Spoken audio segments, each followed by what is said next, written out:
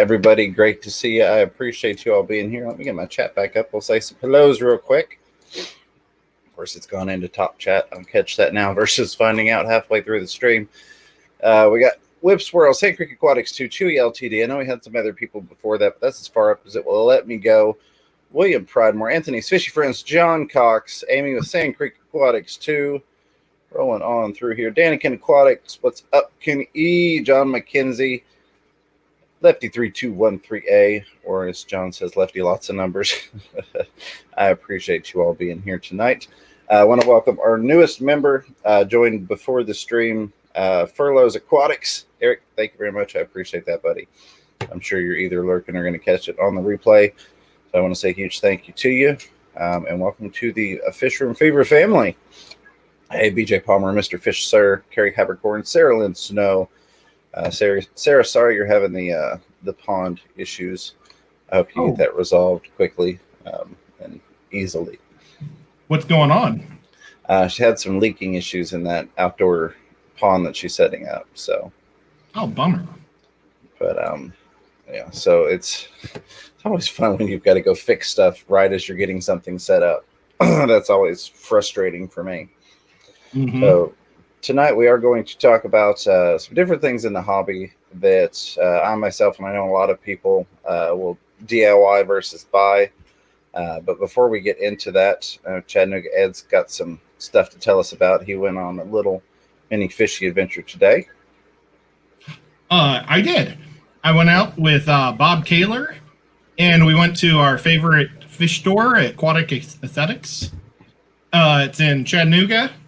I normally say the name of the suburb, and they said, don't say the name of the suburb. Nobody's ever heard of that. So that's why I'm going with Chattanooga. But I bought some of this new Spirulina brine shrimp frozen squares. And James was telling me that he uses it. And I told him, don't tell me about it. Tell me about it on this live stream. Well, I really like it. I actually, I buy in bulk, if you will. I buy the big flat sheets. They're about 12 inches by 10 inches, I guess, and then a quarter inch thick or so. But I absolutely love that stuff. And not only do I think it's tasty, but the fish like to eat it as well. Bob said they really like it. And I would like to get a little bit, more fiber in the diet of my angels and my tinfoil barb. And so, yeah, that just works out really well, and we'll see how it works. I mean, does the Spirulina, does it come off it's stuck to the shrimp, or what's it's basically, I guess, infused, if you will, for lack of better terminology at the moment. But that's one of the main things that I like to feed my plecos, especially my bristlenose, to help them get ready for making the babies, get some extra proteins into their diet.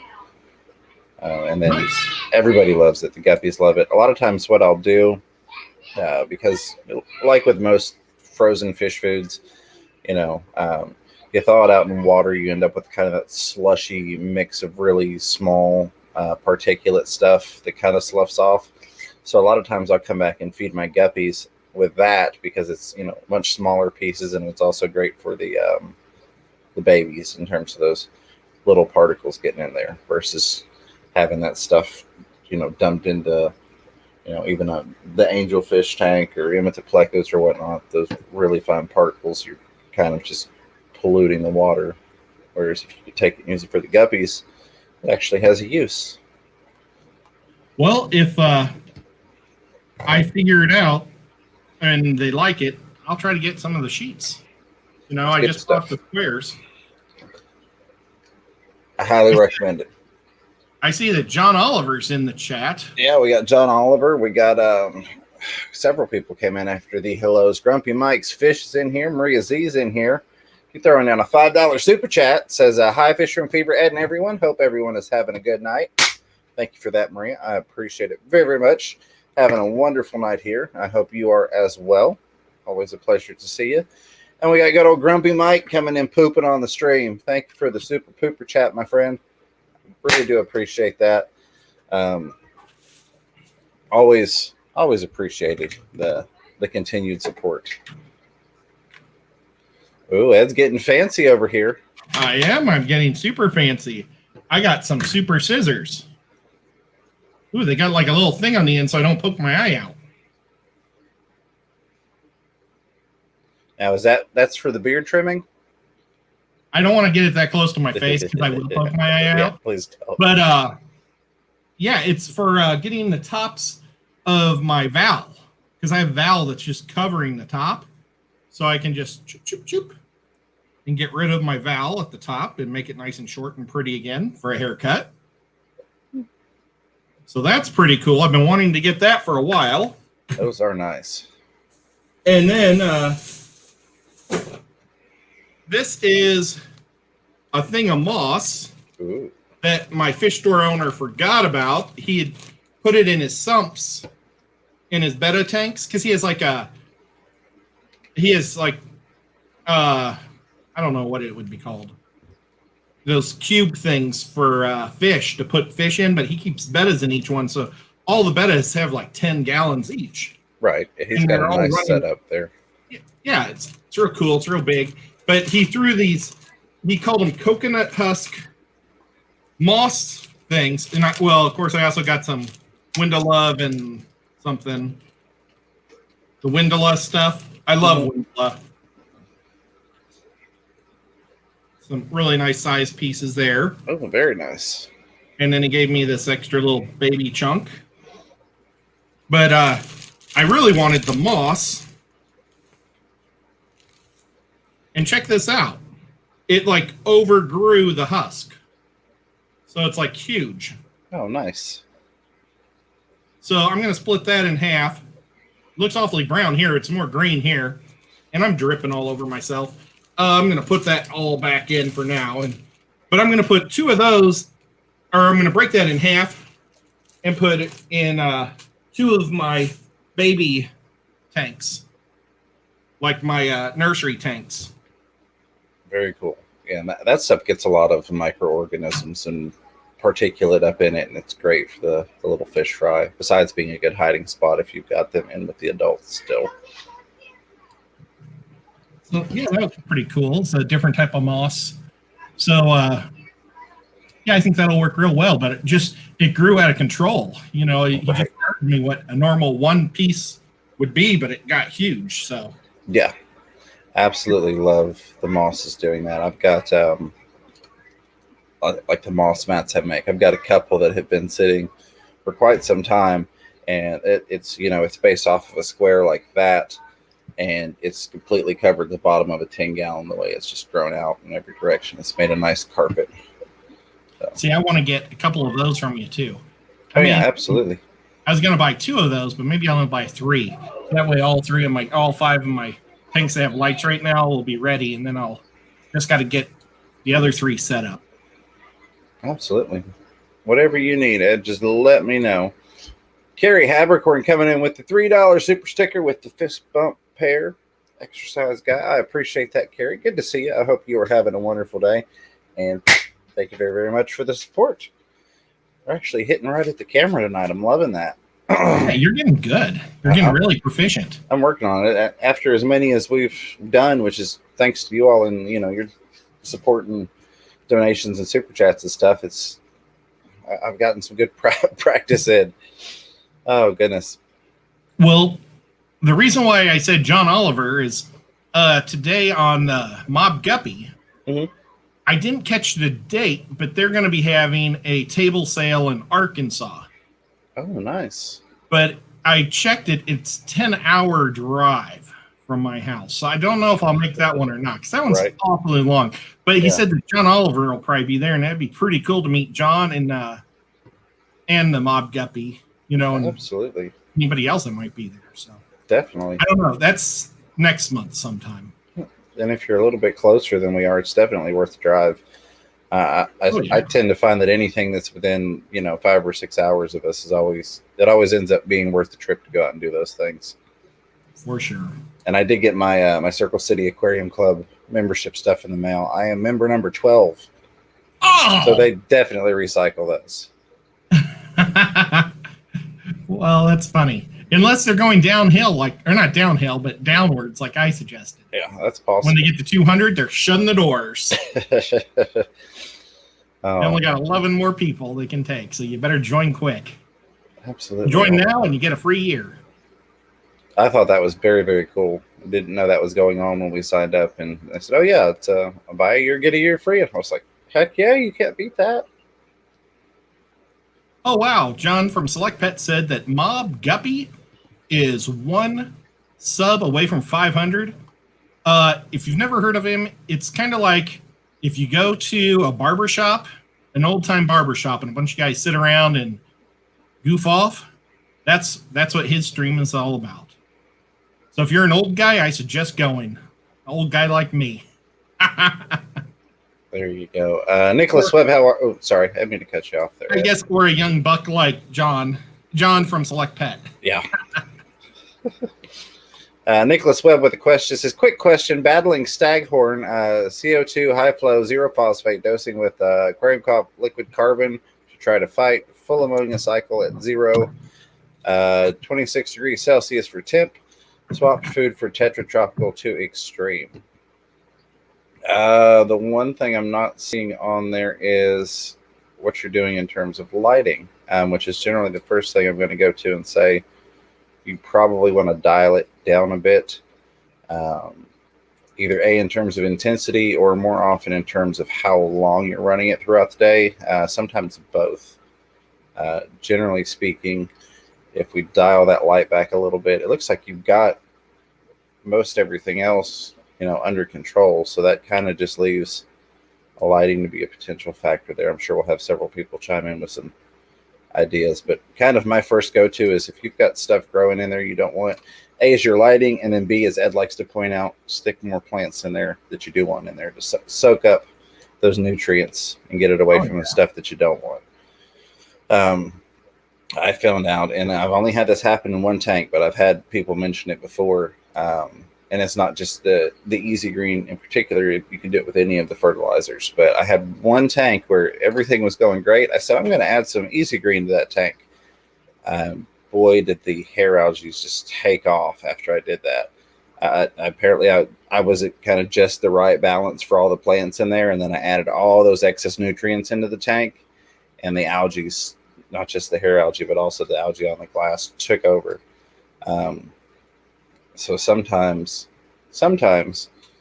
adding extra stuff in there is not necessary, but more often than not, it's helpful. That's 1 out of 50 tanks that I dose that I no longer dose. All the other ones still get their weekly dosage, and I love that stuff. Yeah, I dose after water changes now. I don't dose all the time. So I'm dosing about every other week. I don't do water changes every week. If it's a heavily planted tank. If it's a tank that doesn't have if it's just rocks or something, then I'll do it. But I'm trying to get the fish that just have rocks out. Not trying to be mean to them, but I like plants and I like guppies. But the water changes are awesome on the plants too. The plants love the water change. So absolutely. You wouldn't believe how every time I do a water change, the valve starts to pearl, and that's before I even squirt the Easy Green in there. It just loves fresh water. So oh yeah, and just about everything. You'll generally see the most pearling action on your plants after a water change. If you're not familiar with that, if you're not really a plant nerd, pearling is when you get the little micro bubbles coming out from the plant where it's releasing the oxygen. And it's cool to watch. It really is. It's like pure, I don't know, awesomeness. It is. The first time it happened, I had to Google it. I will be honest. Especially you and I have talked about before. I'd had a history of not doing well with plants a while back. And so the first time I saw that happen, I'm like, why are there bubbles coming out of my plant? And then I learned about pearling and how all that worked. I was like, okay, that's a good thing. And I've even found from time to time, I don't do it as much now that I've got it on the linear system, but when I was in transition in the new fish room, I had 4 of the top fin 4-valve air pumps running, and it's like plugged in like they were all right next to my head. So a lot of times I'd flip that switch off on the main power strip. If if I was watching TV or something. And I noticed a lot of times that I would get some good purling just from turning off the air running to the tank. So I thought that was interesting because I don't normally turn the air off. If the air is off, it's because the power's out. Then I'm not really looking for purling in the tanks. I'm just kind of making sure everybody's okay. But I digress.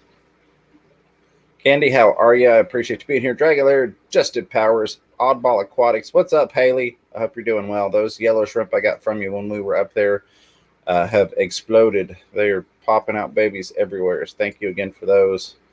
I know I've missed a couple other people. Dickless Web did say, where was it? Let me go back up here. Follow up. A couple things. Let me get to the first part of the follow up. Fluval 3.0 went from full power down to 25%, 8 hours. So what I would do is I would be ending your light cycle for now at 5 hours. What I've transitioned into doing with a lot of my tanks, anything that's on timers, which is most of my rack setups, I will run like a 4.5 on, 4 off, and then a 5 on in the evening. So I've got morning and evening time when I'm generally messing with the stuff to get in there. I've got the lights on. But I've found that I'm still getting, 8+ hours of light on them, but I've had a lot less algae issues giving it that kind of rest time in the middle of it. But since you've already got some issues there, I'd say cut it back to 5 hours for now. And, you could adjust that to whatever time is going to suit you in terms of viewability and maintenance and things like that, when you're going to be around your tank. So I'd try cutting it back to 5 hours a day, because even on 25%, sometimes 8, 6, 7, 8, 10 hours a day, you can start to see issues even on the older fluorescent bulbs and stuff. So since you've got a really nice light, I'd give that a go, see how that works out for you. Back through here. Poor Candy, poor Candy saying it's already snowing there. It's been goodness. 80 degrees here all week long. We were wishing we didn't close the pool last weekend. John Cox asking if the black and silver gambusia that we got in Florida have had any fry yet. I have a project that those would be great to use.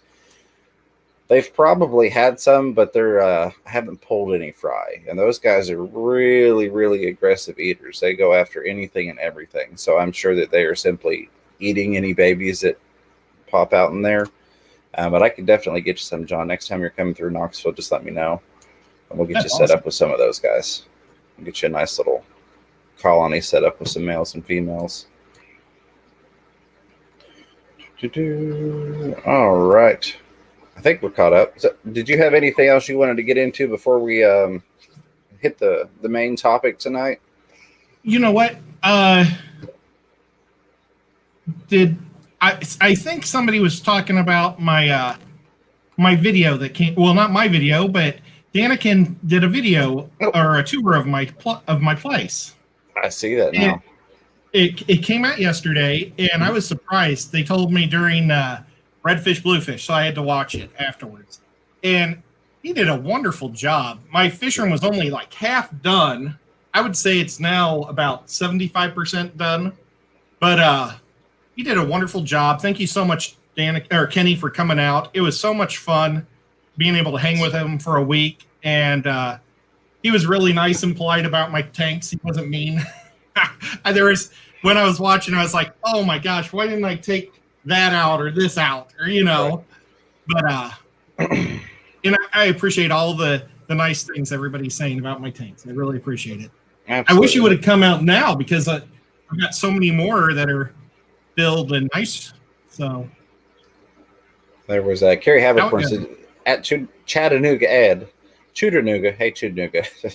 I fully agree with Maria Z. Your tank showed so well with Danikin's video. So awesome. Your tanks are inspiring to me. I have some amazing ideas because of you. Thank you so much. That was a great video. If y'all haven't watched that, go check it out. Ed's got great tanks and plants and fishies and a great setup there. And Kenny did a great job of capturing that on film and getting it to resonate through on the video. Thank you, Candy, for posting. I saw snail eggs that were cut off. Right, and that's I think it's always like that for us. Tampa Tom, what's going on? We see this stuff and it irks us, but generally speaking, most of the people watching either don't notice it or don't care. Well, and we were in Florida, got home really late at night. We woke up to do that video like at 8 in the morning, which is unheard of for my fish room to just have the lights on. Normally I turn on around 2 o'clock. Yeah. And, I didn't have a chance to scrub anything or move anything. It was just like, but I was too tired. So I was like, yeah, just go for it. That was definitely fun. That whole adventure with Kenny E. If you all missed that when we went to go see Father Fish, go check out some of those old videos. And then Danica not too long ago also posted the Father Fish tour, he's got such a cool place. Candy said she's coming to visit anytime. Bring your whole family and I'll take you to the Tennessee Aquarium. Oh, I had to lay off 22 people from my aquarium. Oh, no. Full-time employees because of lack of revenue. So few people are going to the aquarium. So Monday I plan on going to the aquarium and just enjoying it. There you go. Absolutely. I like not having people around. Yep, I'm the same way with the zoo here. If there's which I don't think we did a membership this year just because of everything going on. Yeah.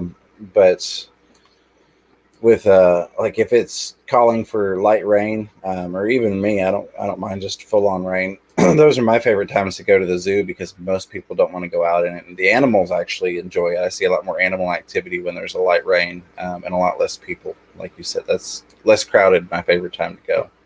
I used to go to the St. Louis Zoo after it snowed about a foot.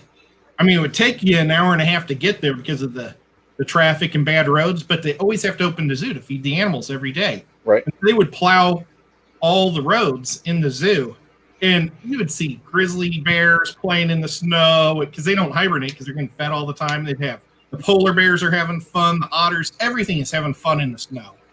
It is so cool. At least I don't think they hibernate. Maybe I don't know. But they would be out in the snow when I'd go. Oh, that sounds awesome. John Cox's Fish Room Fever, a person that I have been doing work for a year or so, is having a massive mosquito problem. There is a local place that I'm going to build a low place that I'm going to build a pond. I manage the fish to control mosquitoes. So yeah, and you can also get, which I don't care to set you up with some, but if you're going to need a larger quantity, I can help you get a hold of some of those as well. If you're doing a pond. Yeah. You're going to create a mosquito trap, and it's true, it's going to eat a lot of mosquitoes, but they're still going to be breeding in those spots that don't have fish. So I don't want to sound like a downer, but you may not take as big of a population out of the mosquitoes as you think by just adding a pond, because there's still other places for them to breed, and they will find any wet spot they can to breed. Absolutely. So you almost the mosquito fish, like if you find a tub or something somewhere out there that has water collecting, if you could put some of those guppies and mosquito fish in those, that'll help control it more. Well, and I would like to say, I know at one point we had mentioned Aquamate coming on this week. He is actually going to be on next week with Dr. Black as well. They're coming on for the Halloween special. But I also mentioned that because Dr. Black 66, if you've not checked him out, he did a great video where he created his own mosquito trap out of a 5-gallon bucket. So go check that out if you're looking into trying to cut down on mosquitoes around your house. Yeah, that's a super cool thing. And Candy has gone to Caps saying, please hit the like. We've got 52 watching and 35 thumbs ups. I appreciate you all being here. I really, really do. I'm going to jump right in. I don't have a lot of fishy stuff to talk about around the house. A lot of my time has been put into transitioning stuff from my old storage unit to the new storage unit. I've only got about 6-7 more days to get that done. So I've not got a whole lot of fishy updates here. But I did think we could have a little bit of fun talking about some different things that you can DIY versus buy, and then pros and cons on some of the stuff, things that we recommend in terms of DIYs and things that you might want to avoid. Pause myself over here. The first thing is not so much a creating it yourself, but I know it's something that a lot of us do, and it's going outside of your local fish store. I guess before I go any further, let me preface with support your local fish store. I've got Aquatic Marine. Ed's got Aquatic Aesthetics.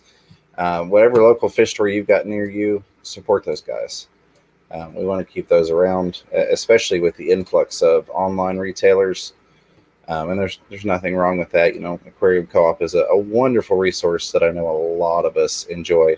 But if you've got a local fish store, we still want to try and support them. So let me just preface with that before we get into some of this DIY stuff.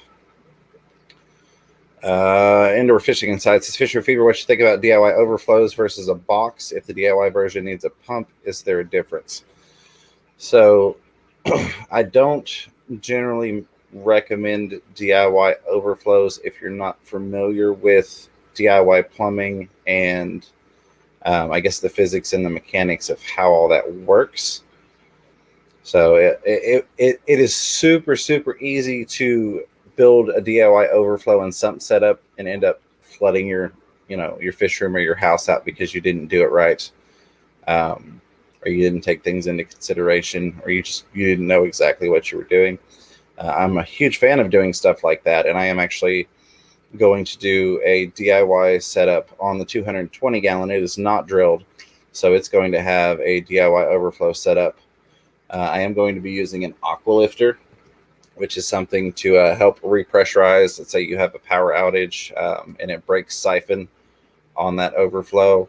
When the power kicks back on, that thing will suck the air out of your overflow tube and get the siphon going again. So there are some things like that you can use. There's some awesome designs that put physics to work for you. Just lost a name. I think it was Sarah Lynn Snow who did a video on, she made a really cool overflow. And she also posted the link on hers as to where she got that from. It's got some good information on how to make that thing. So you can get into some designs that are a little more foolproof than others. Just test stuff out. If you're not familiar with how it works, test stuff out. Hey, Furloughs Aquatics. Furloughs Aquatics says, hey, Fisher Fever, Chattanooga Ed. In case you didn't hear earlier, Eric, I did send out a big thank you for becoming a new member. Really appreciate that, my friend. Glad to have you here as always. There it is. Fantastic Freaks is Fisher Fever. Would you rather build a sump filter or buy one? Debating which way to go for my 185 bow fronts filtration. So that's one of the things I did have on the list tonight to talk about is sumps. That is something that I will almost always build versus buy. And there are just so many different ways that you can build them and customize them to exactly what you need. If you've got the money to throw at a brand new sump, or, you can find some decent used sump prices from time to time. Normally they're still fairly expensive. But Candy, thank you for posting that link for Sarah Lynn Snow's overflow video. All of my sumps are do-it-yourself. Though I've got one over here underneath these 240 gallons, and it is a big Rubbermaid tote. It's got tons of bioballs, which are these little guys, and we'll talk more about biofiltration here in a little bit. But it's got a bunch of those in there. I've got it set up to where I can run that water through a filter sock. I've got the little setup for that. Yeah. Try not to drip. Try not to pull an egg and get water everywhere. But I've got the setup for that where I can hang it on there, mount my filter sock in here, so it hangs down, and then the plumbing runs through. When I want to get some really fine filtration going, you've got different micron thicknesses or different levels of filtration you can get with filter socks as well. I have seen James's setup, and all of his sumps look amazing. They don't look like garbage or like a stupid person putting them together or anything. They look really professional and nice. Well, thank you. I was planning on doing one, and then I ended up buying one. I don't blame you. I bought a used one for $50, and it looks brand new. If Ed hadn't bought it, I would have jumped all over it. Yeah. That was definitely one of those well worth it. But a lot of times, like what you got, you might still see those for $200 even used on Craigslist. Sumps and overflows I've noticed are things that don't often come down really hard on prices. Even so much as like tanks. A lot of times you can find really good deals on tanks. Overflow boxes and sumps are just one of those that seem to maintain value, if you will, even when they get on the secondary market. But one of my other favorite designs, if you've got the space for it, is I've got on my Zebra Pleco setup, it is a 40-gallon breeder. It's got 3 10-gallon tanks above it, and then it's got a 40 breeder at the bottom, which is my sump. Water goes up to those 4 top tanks. The 3 10 gallons drain back into the 40, and then everything drains from there down into that sump. And I use one of the 3-drawer plastic cabinets you can get for like $15 at Walmart or Dollar General or places like that. So I've got my top level, my top drawer that slides out, my basket. That's where I put in my filter media in terms of, like, if I wanted to run polyfill in there, I could throw it in there. But normally it's just the blue and white fabric. I'll put a couple sheets of that in there to get some filtration. My next layer is bio balls in the second drawer down, because I got a really good deal on about 15 gallons worth of these things a while back. And then the one below that is lava rock. So then it goes through the filter pads, drips down over. I've got holes so it kind of keeps the water dispersed evenly going over the bio balls. Goes down into that bottom drawer where the lava rock is. And then I've got a big outlet on the back side of that. So if you're looking at the aquarium, the water is coming out of that lava rock drawer. In the back of the drawer, I drilled a hole and put a bulkhead, and then it has to go around that 3-drawer system and then back up to the front. So I could add more baffles if I wanted to in between that outlet and the pump that runs it all back up there, but I haven't done that just yet, and I don't know that I will. But it's another one of those things. Yes, Select, I did only because that's where I bought it at. He asked if I just recommended Dollar General. Nice job, John. I know. Yeah. Ed loves to nail me because I used to work at Dollar General. So he's like, hey, there's a Dollar General. Anytime we're on road trips, he will point out each and every one of them. It's crazy. Normally we see like 20 of them. But when we were going to Kentucky, we didn't see a single one. Until we got to the swap. Oh, no. In Kentucky, we didn't see a single one. Indiana. So strange. There was one right next to the swap, and I ran over there and got some water. Some water. Yeah. But well, I got a question for you. You were talking about your lava rock. Mm-hmm. You get that from like Lowe's or Home Depot, or so now is this a good time of year? Does that type of thing go on sale? Because I've been wanting to buy a bag of lava. So I have heard, depending upon where you live at, that it can be a seasonal item and not available year round. I have found here though that I've not had issues with not being able to find it. I've always been able to find it year round. Downside is you don't ever see it discounted, but the upside is it's only $4 anyways for a massive. It's like 40-pound bag. The weight is probably less than that because the rock is so porous. So it might be a 25-pound bag. But if you think about your normal 40-pound bag of gravel, those large bags, it's about that size. So that versus trying to buy a whole bunch of these things are not cheap. I actually got these used from a local pet store. They had, I don't even know how many gallons. They just had totes and totes full of them from where they had swapped the system out. And at one point they were selling them by the scoop. And I was like, well, what are you selling to me by the 5-gallon bucket for? So I bought like 3 5-gallon buckets of them. But I've seen those super cheap, and I don't like to advertise for Amazon. Right. Well, I guess you've got an Amazon link account. You can buy those really good prices on Amazon.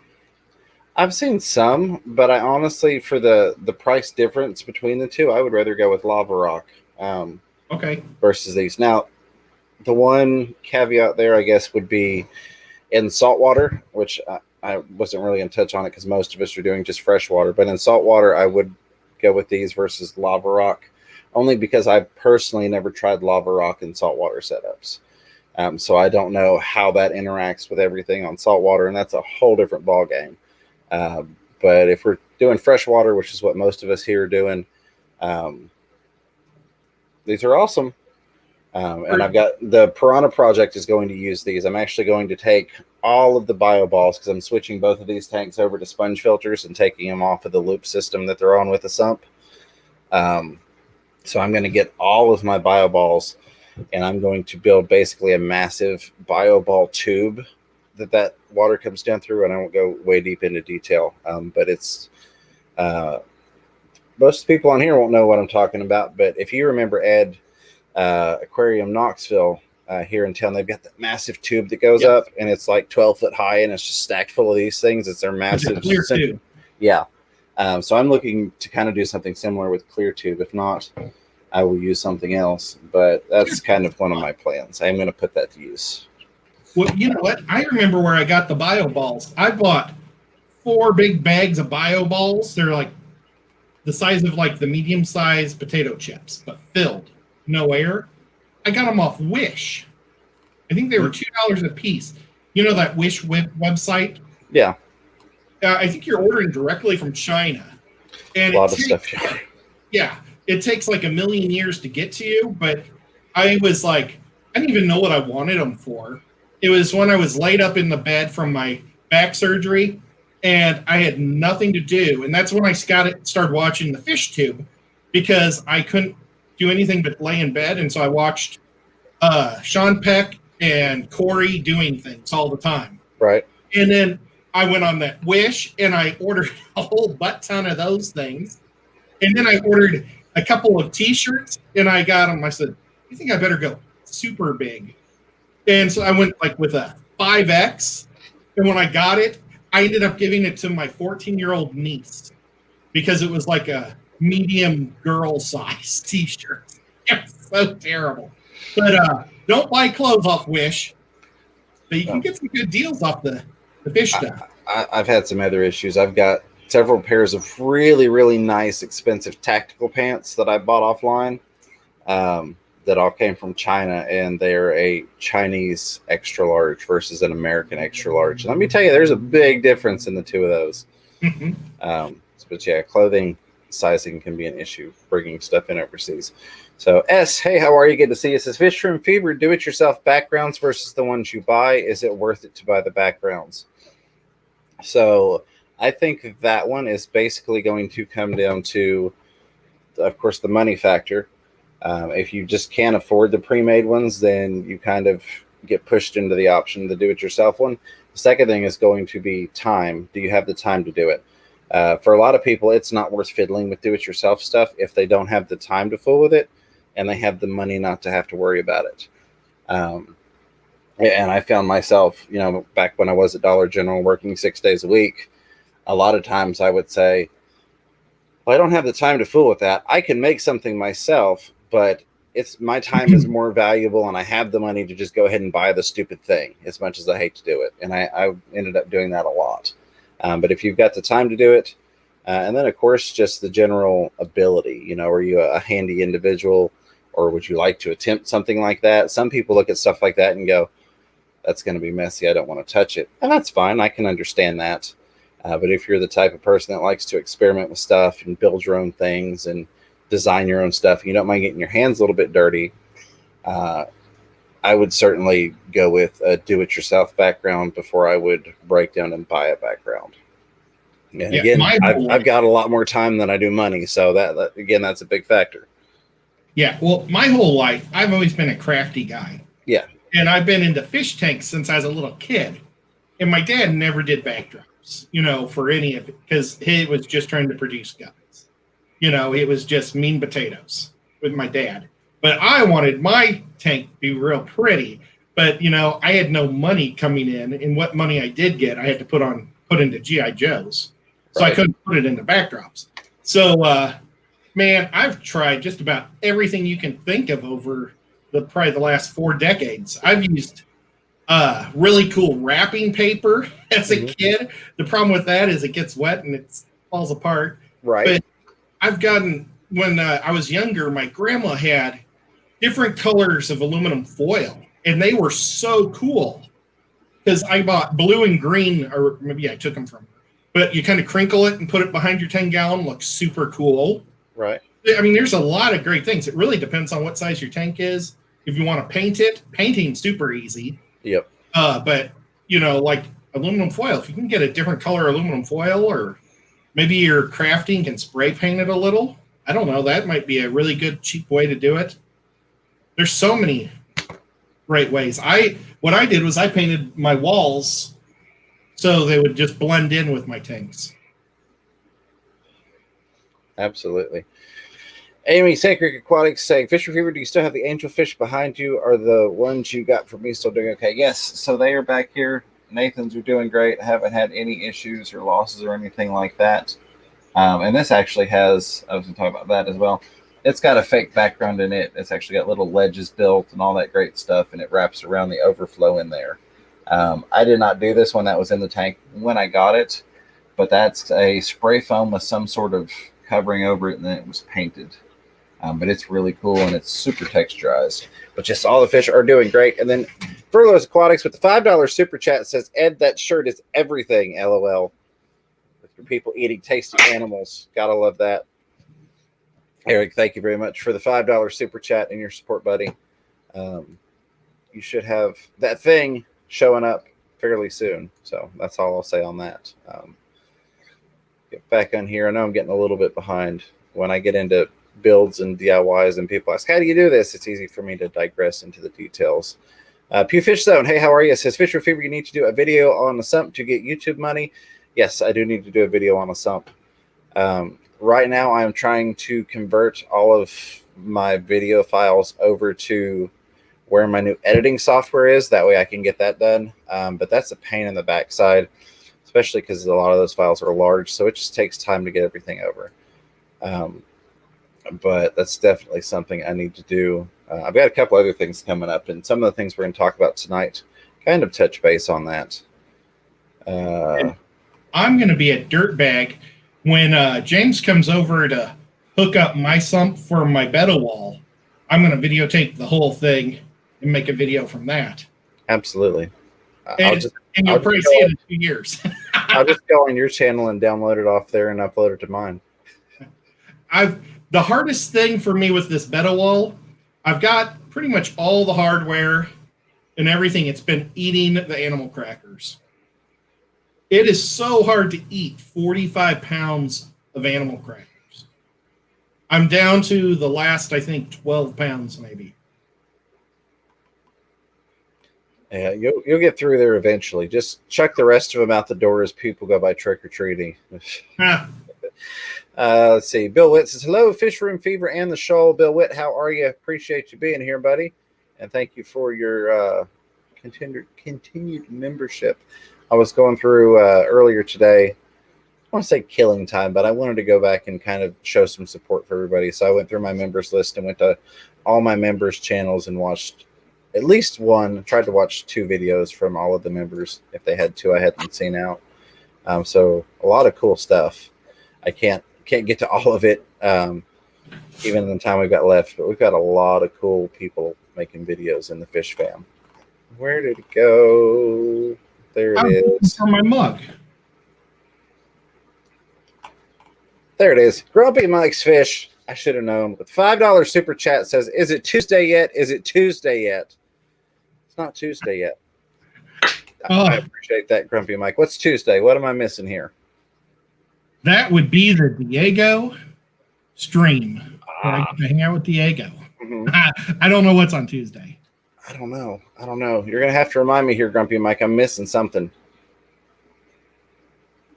Hey, Chris Multi-Tank Addiction. How are you, brother? Sorry I couldn't take your call last night. I didn't want to pause Mrs. Fever's show. Well, sure. We're both watching it. But she's always kind enough to pause it. So we try and stay on the same page with the episodes. And I didn't want her to have to stop the TV at the time. All right, I'm going to grab this last highlight here, and then I'm going to get into a couple of things real quick. Select Pets Fisher Fever. Is there a T-shirt with Fisher Fever logo on the front and Chattanooga Ed logo on the back to match the mug? We are working on some Ed merch. I need to get with Ed. And I said, we're only like an hour and a half, hour and 20 minutes away from each other, but I need to get with Ed so that we can design some stuff. We're probably just going to have to do it over one of these StreamYards, but just do it privately so we can get some Ed merch made up. Yeah, and I was talking to Bob and Rob, Bob and Rob, wow, at the pet store today. And I think I may end up doing some Tennessee Fish Mafia, because I'm already doing the Fish Mafia stuff just for all of us locals here. And oh darn it, Rob had his Mafia name, and I already forgot it. What do Mafia guys call the drug dealers? The people who sell the drugs? Darn it. Oh Lord, I'm scared to get into that rabbit hole. Well, he wanted to be the fish slinger or the something like that because he sells fish. But I think what I'll do is I'm not going to go with the Fish Mafia stuff on Teespring, just because Teespring takes so much, and I'd like to keep the prices down so people could actually afford it. So I'm going to try to work with somebody here that would be able to print, keep a silk screen and print stuff as I go. And like maybe I'll do like shipment or orders of 10 at a time or something like that. But we're going to do at least a Fish Mafia hat, jacket, and shirt. Bowling shirt. So that's what's Tuesday. Those new shell dwellers that Grumpy Mike got off of Aquavid that we were looking at on that stream. Those things are so beautiful. I'm not going to say any more about them. I'm going to say, if you're not already, go subscribe to Grumpy Mike's Fish and be on the lookout for that video. I posted a brief members only video of my Shelleys I got, but they are just the new Lamprologus multifasciatus, or the multis. The new Shelleys that Grumpy Mike won. Oh my goodness, they're amazing. They are. They are absolutely beautiful. And we got Chris. Sorry, buddy. Go ahead. No, you go ahead. Chris with multi-tank addiction said that would be our stream, Ed! Exclamation points and an LOL. Thank you for the $5 super chat, brother. I really do appreciate that. You all have been amazing with your support, and you do not know how much it means to me, and I can't convey that enough without it sounding like I'm begging and groveling, which is not below me, but I don't want to sound like I'm begging and groveling, because I'm just here to hang out with y'all and have fun. The support is a very nice added bonus.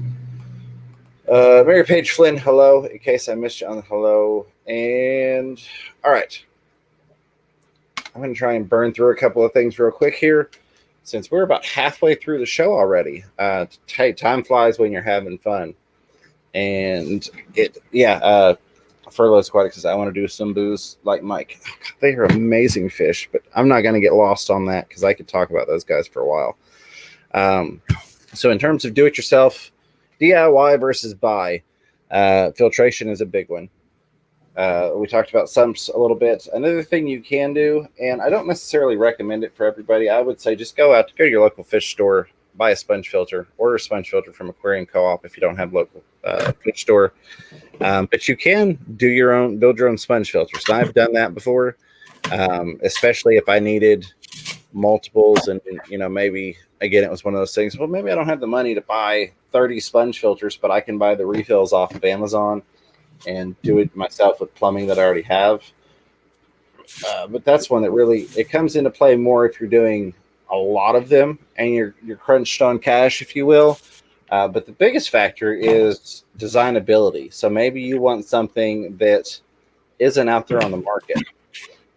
So I have thought about in the 220 gallon, instead of having multiple sponge filters, which I'm going to do sponge filters along with that overflow system.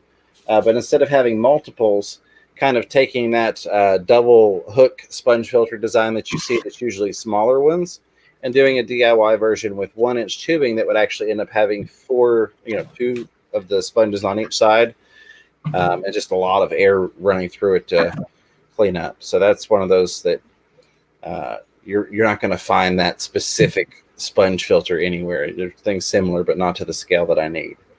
So those can definitely be fun little projects if you have a need for something like that.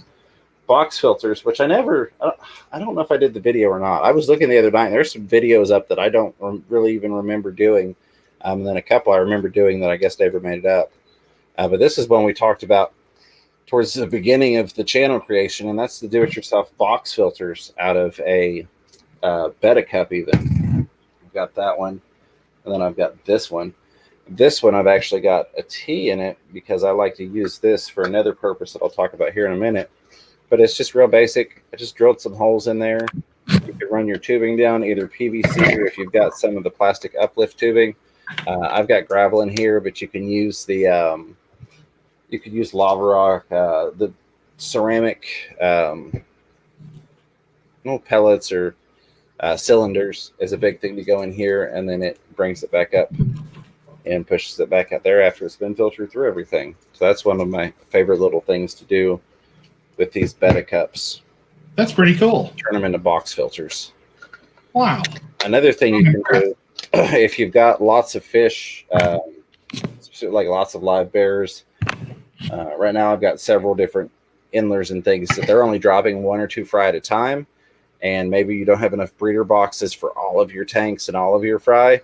Is I'll take these where I've just got 1 or 2 fry, and I'll just float the fry in these in the tank, and then once a day I'll water change it out, and then I'll just let them float around until the next day. To keep. And he does. He's not lying. I've seen it. Yeah, I've got several of these floating around right now in various tanks, because it's not really worth to me taking one of my big breeder boxes, and sticking it in this 10-gallon for one little inlet fry. But this is a really simple idea if you've got these things sitting around. And of course you could do that. I mean, you've got all different types of cups and things around, I'm sure, that you could do that with at the house. But that's one of the things that I like to do with those. You know what I just noticed with these things? Mm-hmm. I love the Corey sponge filters, but I normally get them from my local guy because I want to help him out. I don't think you can stack them. You should be able to. I was just trying and I couldn't do it. I have to break the pin. Let me take a look. I've got the exact same one you do, I think. Oh, yours you might not be able to. Yeah, it's got that little pin. No, that bottom piece should come off there, Ed. That's the bottom of it. Sorry, I had to move my chat to see what you had going there.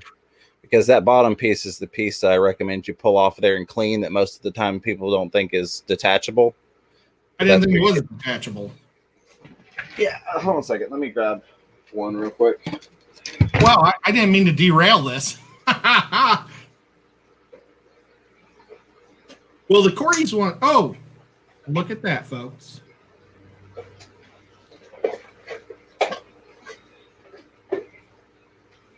I don't know.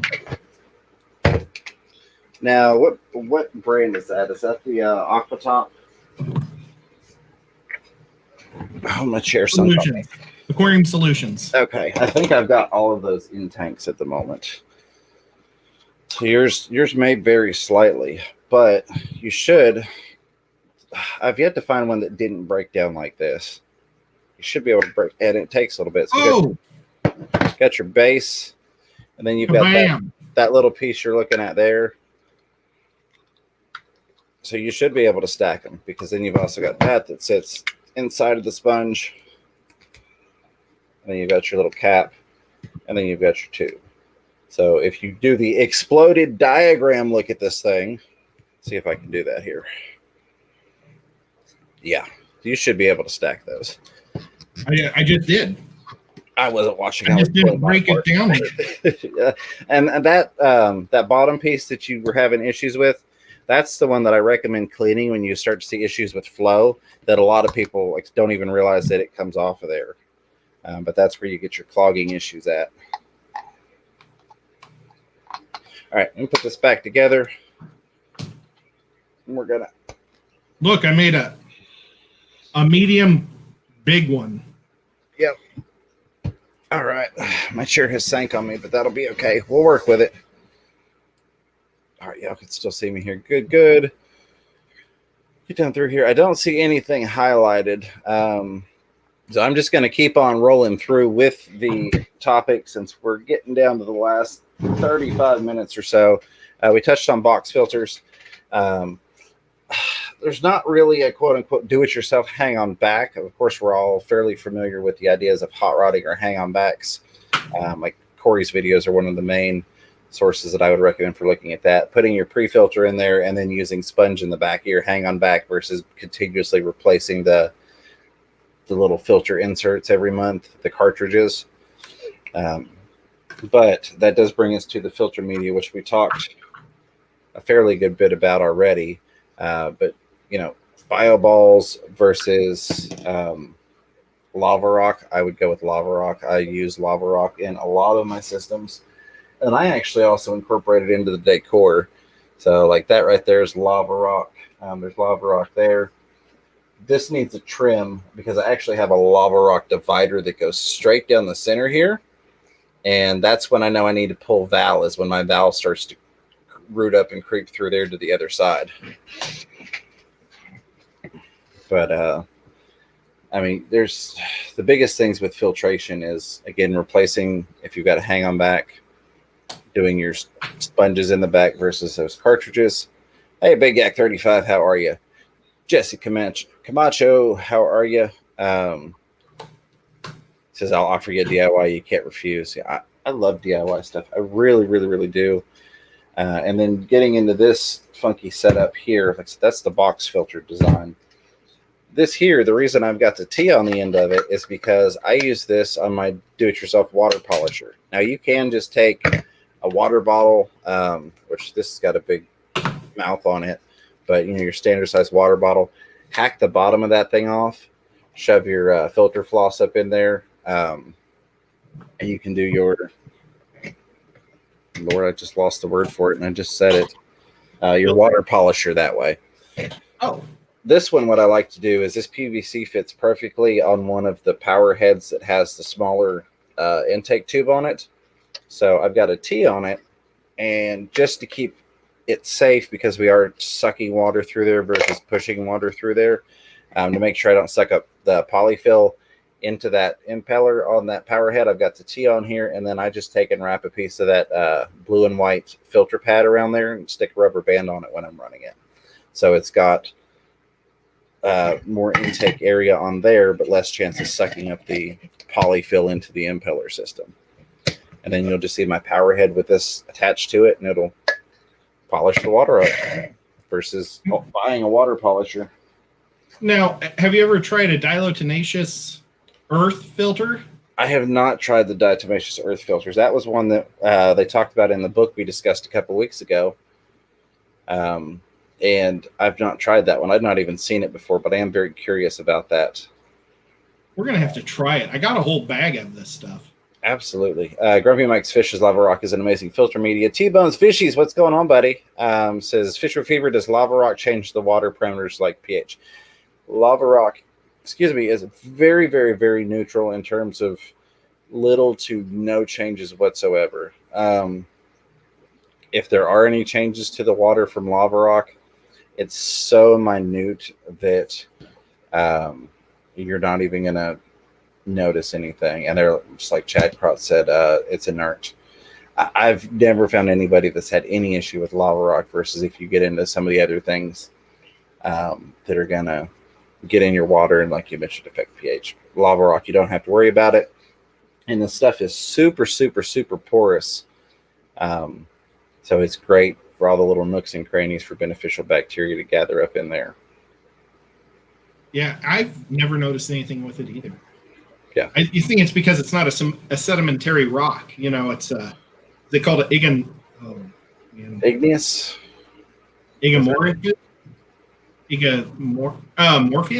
Morpheus? Oh, man, I hate it when I don't remember. Ed's trying to call me an ignoramus. Look at that now. Yeah. Well, but, it's like made straight from the earth and then filled with air. And that's why it's so porous, So it doesn't have any sedimentary that's going to mess anything up, which is great. Absolutely. Mr. Fisher says, Fisher Fever, I saw a do-it-yourself hang-on-back canister filter today. So I have had some ideas about, if any of you remember the Magnum hot filters, the HOT, the hang-on tanks.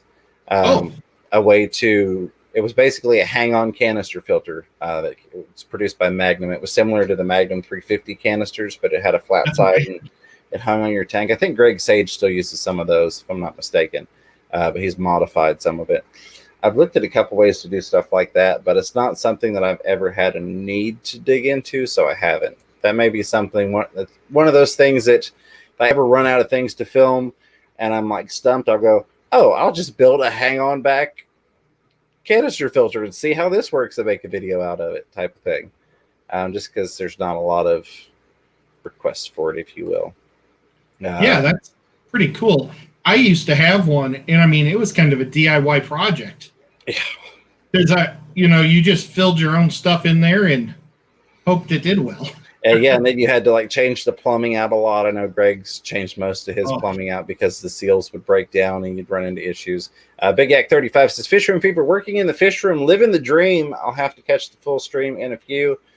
Live that dream. I'm glad to hear it. I hope you have a wonderful day, and I hope you enjoy the replay when you come back around to it. But I appreciate the lurk. Get back down here. Furloughs Aquatics says, Fisher Fever, I have a whole Eheim canister with nothing but ceramic rings in it on my 125-gallon African cichlid tank. There you go. And Furloughs did an awesome video on how easy it is to clean out your canister filter. Not as hard as you think. I think its title was something along those lines, but that was a good video. I enjoyed that. And boy, that canister you got is a beast. I forget which of the fluvials it is, but it looks like a giant 5-gallon bucket.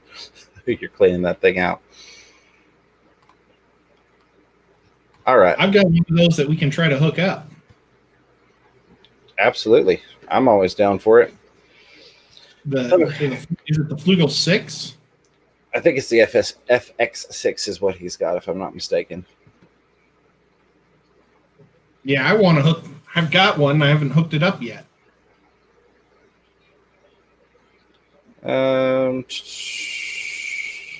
All right.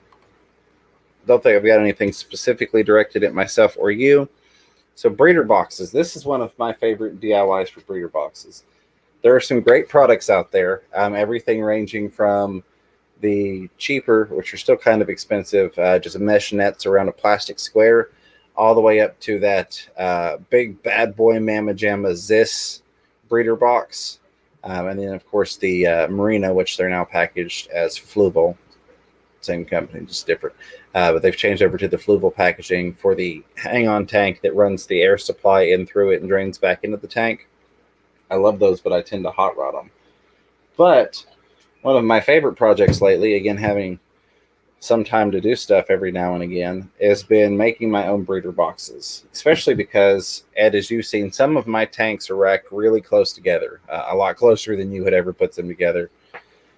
So the standard breeder boxes I can't get in the tanks, or like that Marina hang on the tank one where I've got my tins run long ways. It's too wide to hang on the end of that 10-gallon, and I can't access the sides because they're all racked together. So that being said, I've come up with some of my own devices, if you will. So this is that plastic mesh that you can get from like Hobby Lobby or Michael's or Hobby Store, that's used for like the hook and latch to make designs. So usually it's anywhere from like 69 to 79 cents a sheet for a good sized sheet of it. I've got the really fine stuff here. But the great thing about this is, one, it was only like 80 cents to make. I guess we'll call it $1 because I've got some suction cups on it. But whereas something that's normally this size, I wouldn't be able to get into the tank if it were a full solid frame. This, I can collapse it, and then I can stick it down in the tank, and then I can open it up.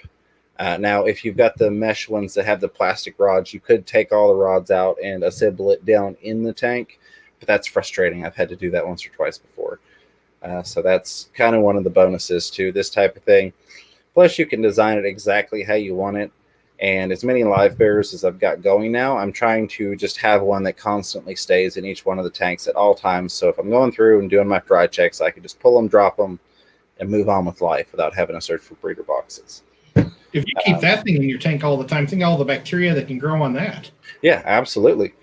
This is one, I haven't put the bottom on it yet, but it's a cylindrical one. Fairly good height to it. So I'm thinking about doing these more for, like in the 10 gallons, this takes up a little bit less surface area as opposed to that. What do you use to stitch the corners? So I've got a couple different things. That's another reason I like this design better. This one, each one of those seams is hand sewn with fishing line. I use a really, really low test fishing line. Because I know that's not going to have any issues. This one, I'm using some black thread that I know is not going to leach anything in and all that good stuff. Kind of similar to what Co-op has on their moss bridges with their moss tied on there. Kind of the same thing. But with the cylinder, you only have to do this one stitch here to hold it together and then stitch the bottom on versus having to do each and every one of these seams on this. So it's a much more efficient design. Let me grab a sheet of that so I can show you the sticker on it. Give me just a second. We've got people asking exactly what the material is. Okay. When he gets back, I'm going to ask him why he uses the low test line versus higher test. It's because better. I would think. Oh, can you still hear me? Yeah. Oh, no, hold on a second. Now I won't be able to. Just I mean, does I wonder if like he's thinking the large test line could leach chemicals into the water or something? I don't know. It'll be interesting. But I have been thinking about getting some lava rock, as we were talking about that earlier. And the thing about, I think, living here is, like, we don't really have the big summer sales or the winter sales because, like, in Missouri, it used to be to buy a barbecue for, like, 60% off this time of year. But here, the barbecues, like, never go on sale because people buy them year-round. All right. I think it's kind of the same way with the lava rock. So I was looking to see if I had one with the sticker on it still. I don't. This stuff is also great for using for dividers and tanks. Same material. This has got a bigger mesh to it versus this right here. And then you can even get it in really big sheets. So if you need to do a divider in a larger tank, and this stuff it's fairly thick. I mean, it's got give to it, but I don't have anything that's got a sticker on it because all that's been cut to use in tanks. I can pull the product up real quick. But no, I use the fishing line that's a lower test because it's thinner. It's a lot closer to the thickness of a sewing thread or whatnot, so it's not quite as visible. I thought it was for safety, for leaching chemicals or something. You were thinking? No, just simply because it's easier to work with. It's easier to get through a needle as another big thing because I use a curved needle when I do this versus a straight needle, so I can just loop through it really quick.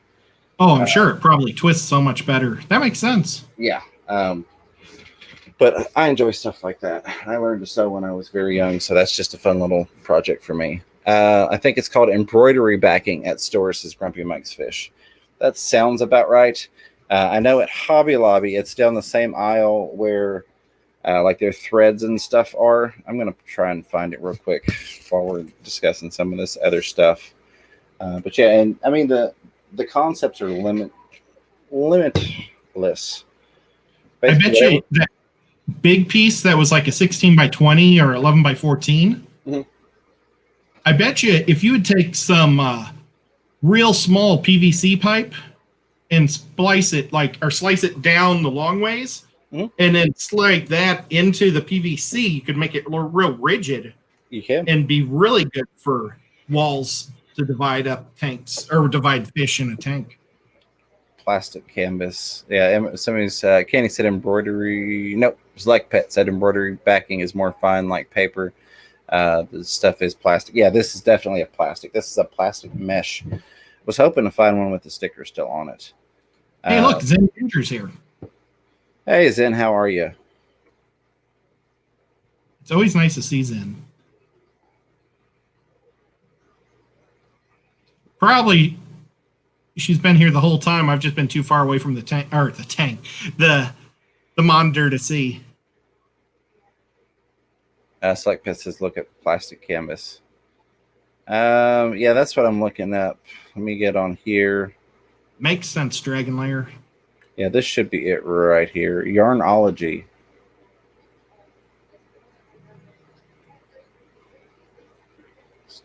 Yeah, so this is it. It says white 7 mesh plastic canvas sheet.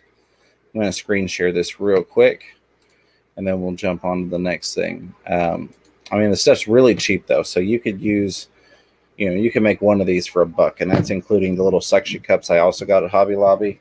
And I'll show you an alternative to the ones I'm using here. These have got little hooks on them, but I've switched over to something different. But those do work perfectly fine. Screen share, Chrome tab, share. The glasses were on the head, Candy. They just weren't in front of my eyes. Right. So this stuff right here is what I use. And there's a huge variety to it. You can get it in different colors. I normally go with that clear. They have an actual white. They have blue because I literally bought them out on everything clear that they had. At one point, I was using these for dividers in the Beta Barracks build thing that we decided to go away from and do guppies instead. But, customize it pretty much any way that you want to. Size, shape, design, however you want to do it. This is one of my more recent inventions, my more recent masterpieces. This has been a fun project. Let me get this off of here and pull my chat back up. These glasses work better, but they really annoy me because they've got like this white pattern on the inside. I don't know who would ever design glasses like that. I can see. Oops, sorry. Go ahead. It's all right. I'm done. I was just say, Zen mentioned she used it in her Mud Skipper video as well. Yeah, go check out Zen's Mud Skipper video if you haven't. I was looking to see if you had any new videos then, and I was kind of sad you didn't have anything new out. So this is one of those things. Ed, I know you're big on fish food containers and what to use them for after the fact once they've been emptied out. Video coming on my top 5 favorite uses for empty fish food containers. But this I use it's the cat containers I use. Right. And like I was using this just to help me get rid of duckweed today. I fill it like halfway with water, and then I use my little fancy comb. I got one of these fancy brushes. Right. And you just go, and then if you dip it in the water, it stays in the water, not on your brush. Absolutely. Really cool. So this is actually one of the. Let me not knock my fish food in there. This is actually an extreme container. I'm getting more and more empty ones of these. Got a lot of tanks to feed. But I simply took the label off. Now this is not one of the prettier ones. This is one of the middle of the night ones when I should have probably been asleep. But I just put 2 holes for suction cups. And the reason I did 2 suction cups is if you just do one, when it gets in there, a lot of times it'll want to tilt like that. So the second suction cup there at the bottom, I generally don't even attach that. I just let that hold it level, hold it flat. And then I just cut out on the front. This one I use some stainless steel mesh that I get off of Amazon. I use it for aquarium overflows and other craft projects. But you can also use this stuff again. I've got a couple that I've made, and I use a smaller material like what I've got on these. You can use that to make your little window. Just one sheet of that. Super glue it to the inside. Super easy. Great use for one of these things. And it's got the added bonus, because I don't know how many of you have ever had issues with either your mama jumping out of where she's giving birth at or the parents jumping into where the fry are and eating them. I had that happen the other day. But it's got the added bonus if you've got the lid that comes with it. So you can stick that on there, keep the fish in that you want in, keep the fish out that you want out. But I'm working on, as I continue to feed, of course, I end up with more and more of these. I want to have one of these mounted in every single aquarium all the time. That way, as I do my walkthroughs during the day, pull fry, drop them in, where you could pull mom and drop her in there to give birth and then pull her back out if you catch her in time. But it's just super, super handy. And I've got, I went with the airline holder suction cups for this is what I've switched over to. They seem to work really well. And I can actually take out that little plastic piece that goes inside the suction cup, run it through the inside so it holds it in place. And then if you do screw up or you drill your hole too big when you're making this, you could always take a little piece of airline tubing and stick it inside of there as a holder. So if you'd made the hole too big and this was just falling out, you could just use a piece of airline to help keep it on there. So lots of options for that. Man, you are just a fry saving machine. I am. I try. I absolutely try. Let me get up here. I missed a question, but I don't know that it was highlighted. It wasn't. I'm trying to find it again. We've got about 14 minutes left. Those are the really big things that I wanted to share with you all in terms of DIY stuff. Hey, out of the blue aquariums, how are you? Where was it? I think it was a question from Epic.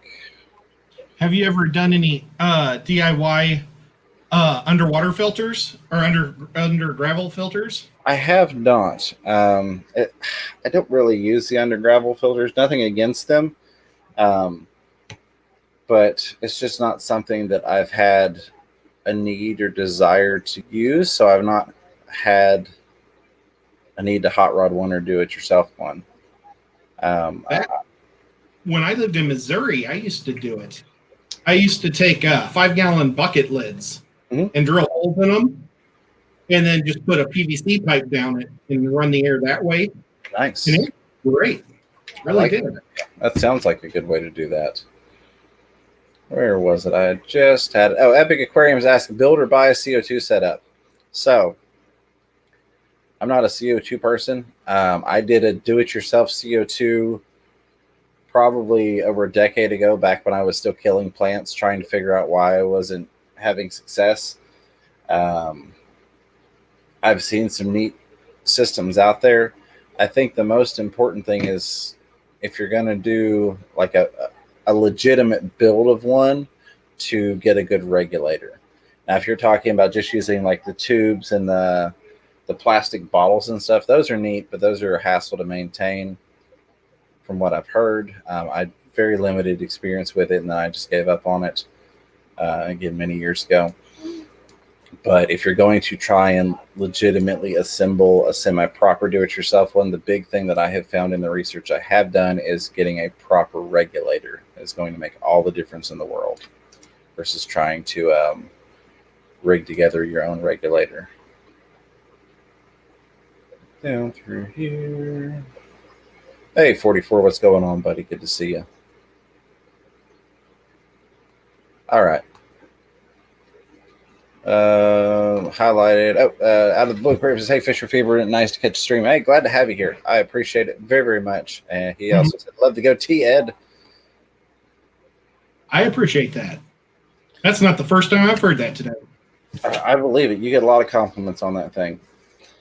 So there are a lot of other things that we could DIY. We've only got about 12 minutes left. Just, very briefly looking at things like stands. I'm a huge fan of do-it-yourself stands. Now you've got Ed over there who's got the Huskies, the metal racks. Those are very, very cool. The issue that I'm running into now is, with everything going on, the cost of wood here has quite literally doubled. Where it used to be I could get a 2x4x8 for $297. They're $597 now, and that was a month ago. They may have even gone up again. So it's the cost efficiency aspect of that is getting closer and closer to being almost equivalent to just buying a metal rack. That being said, even if they're at the same price point, you've got a lot more options in terms of being able to build it exactly how you want it with 2x4s. I've got tanks down my hallway, which wouldn't normally be possible with just generic racks, but I built it specifically so the rack is the exact width of the aquarium. It's 12 inches, 10 or 12 inches, so it doesn't stick off the wall very far. And I use dado cuts so that 2x4 sits in, instead of having that additional combined amount of 3 inches, an inch and a half roughly on each side, sticking out. So you get a lot more maneuverability in terms of what you can do and what you can set up. But I do love the metal racks. I've got one of those and I absolutely love it, if they fit what you need, if you don't have some weird kooky setup that you've got to work on. Well, and like with me, I kind of built the room around the size of the racks. Yeah. No. Yeah, and that definitely makes a difference. I love your setup. Ed has got a much more professional looking setup than mine in terms of um, like the metal racks and all that stuff, and all of his tanks are turned out for show purposes. Whereas I've got like my metal rack, it's a 4-foot metal rack, but I've got all my 10 gallons turned on in so I can hold 16 10-gallon tanks on that. Versus my other one where I turned all the tanks, show style with the actual front of the tank out. It holds 16 tanks, but it takes up a little over 7 feet, and then it's super, super tall to be able to do that, to have the more show style design. So just compactness and efficiency. But I love to look at Ed's place. It really feels like you're walking into a little mom and pop fish store when you go in his fish room. I appreciate that. Oh, absolutely. Absolutely. In our last stream, I don't know why I brought it up, but I was talking about how I made sure that I screwed all the shelving to the walls. Mm-hmm. And I was saying it more for if kids or somebody would be climbing on it, so it wouldn't over topple on them. Mm-hmm. But a bunch of people said also for earthquakes. Yeah. Are there earthquakes in Chattanooga? No. I hope not. I mean, I've only lived here for like 3 years. So, I'm not aware of any. I'm sure that at some point some sort of tremor has happened, but I'm not aware of any major earthquake in the history of the modern Yeah. Our mountain chain is so old. The Smoky Mountains are 260 million or billion years old, and like the Rocky Mountains are only 60 million. So that just shows how the difference. Ours are all worn away and old, but I don't think they're moving anymore either. Hopefully. So out of the blue, Aquarium says, how big a tank would you put on those racks, Ed, and what dimensions are those tanks? Well, these tanks are standard. These are the standard 20 longs. So I think they're 30 inches by 12 by 10, I think. Unless it's 12. I'm not for sure if they got I'm not for sure how deep they go. But I mean, it's a standard print. And so it's 77 inches. So I can fit whatever I want in 77 inches, pretty much. Like if I turn it around to the other side of the room, you'll see how I've got actually much taller tanks here. These guys are twice as tall as a 20, but you see I'm able to lift the racks up a lot higher. So I can just fit more. And these are just normal standard 10s. And this is an 85 long that's divided into 4 sections. And it just has lots of different strands. Well, it's the same group of guppies. I'm just trying to work them out. And then at the top, I'm starting my, this is going to be my guppy nursery where I'm going to keep all my different types of guppies that the parents like to eat. I love it. So that's what I'm working on right now. But so you can just, they hold so much weight.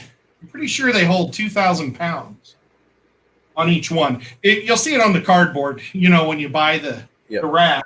And I mean, it holds a lot more than the water weighs. Yeah. I mean, I can sit on there and it won't budge. Like we had talked about last stream, you could stick a 125 gallon on one of those things, no problem.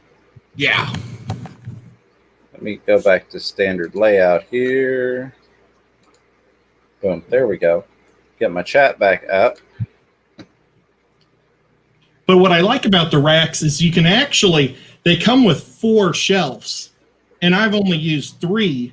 So what happened was I bought 3 shelving units, but I ended up with 4 because if I bought this one, and this one, the one on the far end, because they connect in the middle, I had an extra run to put at the end with 3 extras, so I ended up with 4 for the price of 3. So it works out. Gotta love that. Let's see. Mr. Fish Sir Brad recommending Fisherman Fever, go to home building sites and ask if you can pick through the scrap wood, especially after they pour concrete. Some tend to throw away the forms. Good advice there. Lefty32138 says, just don't anger Cthulhu and you'll be fine, Ed. Nice.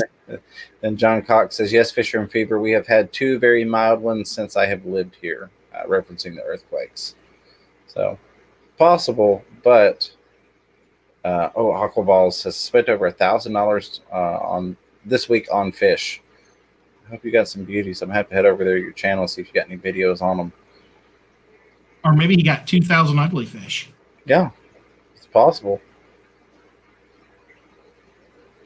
Yeah, so Ed's got a really nice, clean looking setup, and that's what I'm kind of going for as I'm rebuilding and moving the tanks, because I never intended when I got back into the hobby to have, approaching triple digits on tanks now.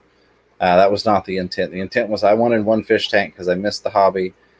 Bristle nose made babies, so I got another tank, and then it just spiraled from there.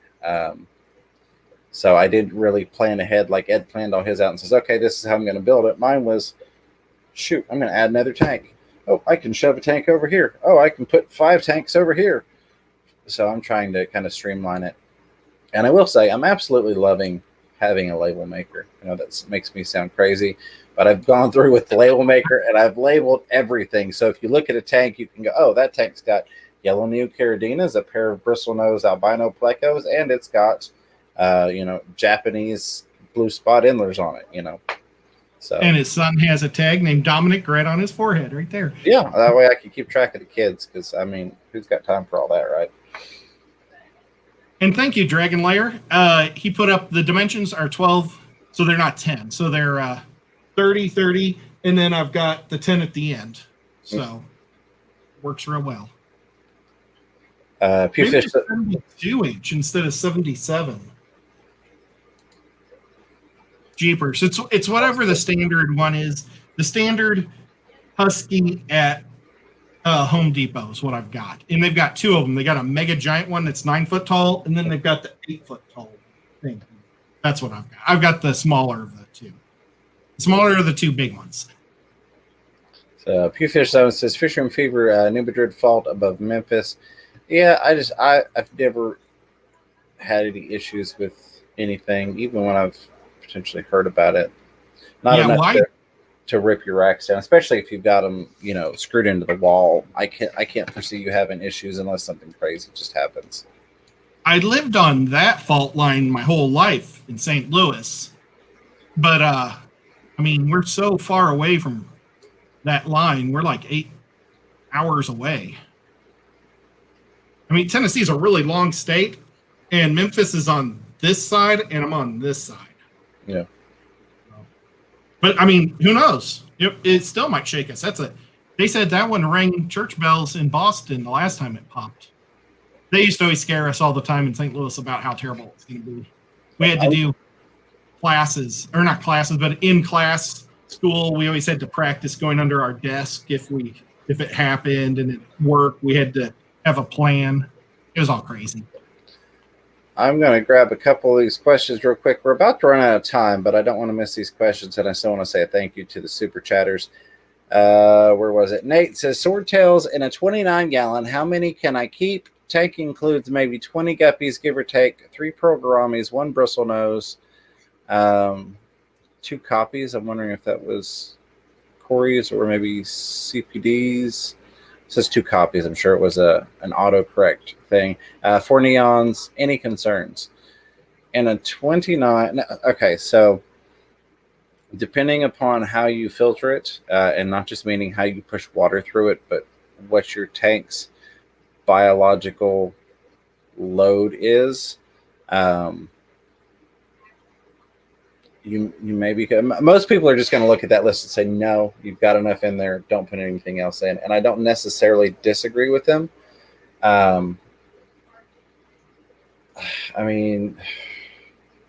If you get swordtails in there, they're probably going to try and breed just like the guppies, and you're probably looking at an ever expanding massive fish. Now granted, you've got stuff in there that's going to help pick off fry and whatnot. That being said, Corey's, he did come back afterwards to say Corey's.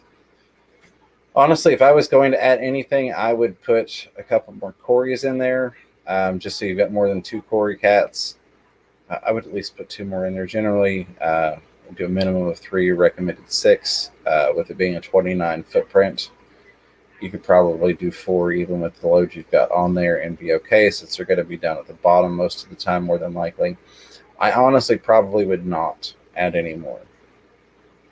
You can maybe put a couple in there and deal with it. I wouldn't try and work on like a colony. Like I wouldn't try and get, I've got 20 swordtails and 20 guppies in there. You could probably get by with a few. This tank is technically overstocked. So I'm not one to shame people for having too many fish in a tank. I do think that the general recommendation is a good starting point if you're new to the hobby, and it helps new fish keepers from killing fish. As you advance in the hobby and you learn more about the cycle, and not just how it works, but also how you can have 10 fish in a tank, but a beneficial bacteria that's capable of handling a bio load of 20 fish, even though you've only got 10 fish in there, or 30 fish, or however you want to build it to. So could you add more? Yes. Am I going to recommend it? Probably not. Try 1 or 2 if you want. If you absolutely have to have a couple swordtails in there, I would say be on the lookout for the next, and I'm sorry we're going over. I haven't seen a link for the next stream yet, so I don't know that anybody's even streaming, which is why I'm not super rushing, and I want to get the questions answered for you all. But if I am streaming over somebody, my apologies. We'll wrap up here in just a minute once we get these questions taken care of, and a thank you to the super chatters. Yeah, that's my thoughts on it. 29 gallon. If you absolutely have to have a couple swordtails, maybe add 2 in there. But honestly, I would probably just wait until you can get either into maybe a 55 or set up another tank just for the swordtails, especially be on the lookout for like the $1 per gallon sale to come through again, and or use stuff on Craigslist and whatnot. What do you think? Yeah, I miss swordtails. I haven't had swordtails in a long time. They were like my favorite fish when I was a kid. When we saw those really pretty ones in Kentucky last week for the auction, yeah, I really wanted those guys. What are your thoughts on adding any more fish there, Ed? How many did he already have? I was reading a lot of false stuff. He's got maybe 20 guppies, 3 pearl gouramis, a bristlenose, 2 cory cats, 4 neons. I would, instead of adding, if he has 2 cory cats, I would add 2 more cory cats or 3 more cory cats instead. Yeah. Because cory cats like to be buddies, and they'll chase each other around, and they'll just be happier as a group. And then like James said, get a second tank and put your swordtails in there. That is honestly what I would do. Not that you couldn't do that, and that's probably not what you wanted to hear. It doesn't mean that you're wrong for doing it if you decide to put swords in there. That's just my recommendation, not knowing exactly. Some people in here I know a lot more intimately than others, and I know their histories. And I know, this person I know for a fact has been doing this for 35 years, and they've kept all these different tanks, and I've seen what they can do. But just as a generic piece of advice, that's I think what I would go with. As much as I hate to advise you not to add the other fish. Epic Aquarium says, I'm looking for a 50-gallon lowboy. Do you know where to find one at? Every place I got doesn't have them. I got some information about that today. Yep. I was talking to my fish guy, and he said that Aquarium, because of this whole crisis going on, glass hasn't been being made everywhere. So they're only making the standard stuff until Black Friday, and then they're going to go back to the rare sizes. So they're only making 55s, 40 breeders, and 20. I don't know if he said 20 gallon. I don't know if that's 20 longs or 20 talls. But he said they weren't even making 2010 or making 2010. They aren't even making 10s. But I was talking to him about getting a 40 long. So, but yeah, right now glass is coming up as a shortage. So it's kind of hard to find that stuff. The best thing to do would probably be call a lot of different places and see if anybody has one that they've never sold. I know that's not what he wanted to hear, but yeah. I know that Aquatic Aesthetics near you had gotten one in, and then Aquatic Marine up here near me had just recently gotten one in. Yeah, he tried to get more, and they said that they're all sold out right now. Yeah, he got 3. I think he has 33 longs. and that's all he has. And he's going to use that in his own saltwater area. Excuse me. T-Bone's Fishy says, Fisherman Fever, what type of big fish can I put in a 47.5 gallon tank? Or if I can even put big fish in that tank. So big fish is a relative term. Everybody's going to have kind of, not everybody, but, you know, what I might see as a big fish, Ed might think is a little fish, or he might think is a massive fish. Probably that way. So that's all about perspective and relativity in terms of a big fish. There are some really nice, what a lot of standard level hobbyists, I think that's a good way to put that. Standard level hobbyists would consider a big fish in general, like a pair of Jack Dempsey's. They get to be a pretty good size. Yeah, really beautiful fish. I don't consider them a big fish, but again, it's all perspective. It's not really a big fish for me unless you get into like, Oscar, jaguar cichlids. Those are big fish. Then you get into the monsters like your red tails and your pacu and stuff like that. But I think on average, most people would consider those to be a big fish because typically we're looking at, tetras and barbs and smaller community fish.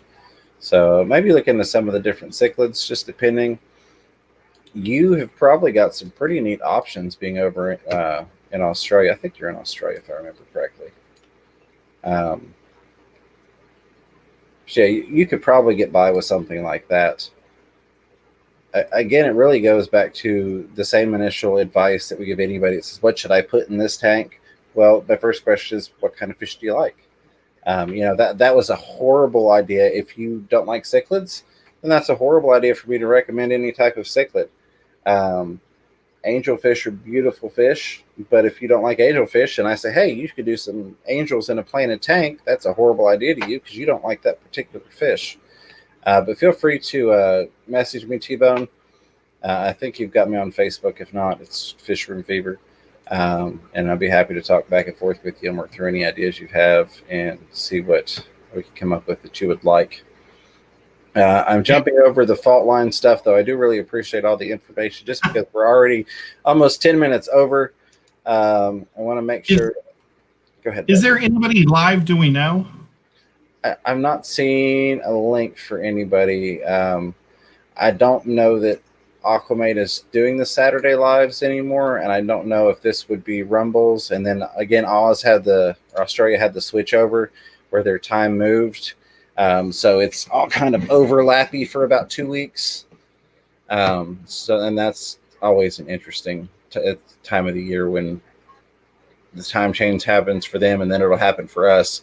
And they end up being an hour ahead of us instead of an hour behind us after all the time changes are over. So. Okay, Lefty says he doesn't see anybody on right now, so that's good.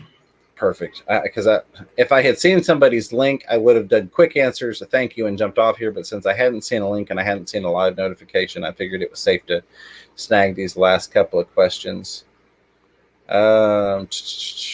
Yeah, I apologize, James, for bringing up the fault line. It's just it is really interesting, and I'm going to go back and read it all afterwards. Absolutely, and I don't disagree with you one bit. Epicurium says, dang, once I get the tank, Fisherman Fever, Danican Aquatics can come do a fish room tour. There you go. Absolutely. T-Bone's Fishy says, I like all fish. So yeah, I would look into maybe something like that. See if you've got some really pretty cichlids that don't get too big. You can maybe do a pair in there so that you've got some activity, or you could do a colony. There are a lot of different options that you could do in that. I wouldn't get into Oscars. I don't know the exact dimensions of a 47.5, so I'm not sure, front to back what the room is, or if it's more of a square tank. Having an Oscar in there wouldn't be a problem. Hey, Crystal's Pets and Plants. So yeah, that's. I mean, if there's something you really like, I would go for that. You're going to be limited. Don't put a common pleco in there. Let me just say that. No common pleco. Let me say some thank yous real quick. I think I caught all the fishy stuff. But again, thank you to the newest member, Furloughs Aquatics. I really, really do appreciate that. We're We're like right under 50. We keep bouncing around right under 50 on that mark. We're so close, but I appreciate each and every one of you all. Let me get the super chats pulled up real quick. Watch the chat here, see if anything else pops up. It's a long tank. Okay, so it's probably not got a whole lot of room on the front to back. I don't know. Message me, T-Bone, and we'll talk through some ideas and find you something that you really, really will enjoy and that will really enjoy being in that tank. But for tonight, a huge thank you to Maria Z with $5 super chat, Grumpy Mike's Fish throwing down the $1 super pooper chat, Carrie Habercorn coming in with the $3 super sticker with the fist bump, Furloughs Aquatics throwing out a $5 super chat because Ed's shirt is everything. Grumpy Mike's Fish coming back with the $5 super chat, asking if it's Tuesday yet. Again, go check out his channel as well. Furloughs Aquatics. Grumpy Mike, I mean, there's Multi-Tank Addiction. He came in with a $5 super chat, another content creator. I would advise, we've got some dead time here, and I know people are a little sad that we're ending the live stream and not just carrying it on. But I'll be honest, I've got fishy stuff that I need to get done, and I need to get a video edited. But there are so many wonderful creators that we have right here in this channel, right here in the chat. So we've got 73 people watching, 70 thumbs ups. I would say probably 50 of the people watching right now have their own channel. Easily 40. I mean, there are so many names I'm looking at on here. So I would say go poke around. Almost every single one of those people with a members badge has got a channel, and then a lot of the other people do as well. But I just know, like today I went through and I watched videos from all of my members, and there are very few of my members that don't have their own channel. So lots of good fishy content out there. And Lefty3213A, not to be forgotten, with the $2 Dancy Heart Fox. Lefty, I appreciate you, buddy. I really, really do. Thank you for that. Rounding out the chat, he's got a channel too, and he does some awesome stuff with Chattanooga Ed, who can tell you about that. Yeah. It is great. It's a lot of fun. Lefty and I do a show on Fridays from 4:15 to about 6 o'clock in the evening every Friday. We just have a blast. We talk about anything and everything. We're going to be talking Halloween things this coming Friday. So we actually have an agenda for a change. Normally we just wing it, and it's always fun. Absolutely. And then somebody pointed out, posted the link for the Fish Fam community events on Facebook. There is also a listing on there of the scheduled live streams on fishroomfever.com. And I might as well put the shameless plug out there. If you're looking for some Fisher plants or accessories, check out page 2 where the shop is. And thank you again to the people that have submitted orders. That's meant a lot to me, and that helps. So thank you all for that. Moderators, Candy, I appreciate you putting in all the work along with all the other moderators. You all do an awesome job. Zen 44, everybody, way too many for me to go through a name. The lurkers, the listeners, the people that have contributed and asked the questions. You all always make it a great stream. So many wonderful people, such an awesome community. The replay crew, including Tampa Tom, CJ Black, and many, many others. And Mary Page Flynn oftentimes is on there as well. Thank you all for that. Turn it over to this guy and let him do his farewell. But I appreciate you all. Yeah, thank you, James, for letting me hang out with you again this weekend. It was a lot of fun. I actually do, too, have a bunch of things I got to do in my fish room. I've got these plants that are just sitting in this dry bag that I need to get planted. And so I've got a couple other things I got to do. And I probably should be editing also. I've got so many videos that I need to just edit. So, Chevy Fish says, this is for Tom. Because we know Tom Patterson's always there at the end. He comes in. Oh, absolutely. He actually did his pictures already. But yep, thank you guys all for showing up. It's always a lot of fun. James, you did a great job tonight. Mods, you guys are so awesome. I appreciate y'all. Thank you. Chattanooga Ed, go to his channel. Subscribe if you haven't already. If you're here and you're somehow not subscribed, do me a favor, do that, because we've also started up on some random live streams. But until next time, I love y'all. Keep your fish healthy. Keep yourselves healthy. Catch yourself a little fish room fever. Take care, everybody.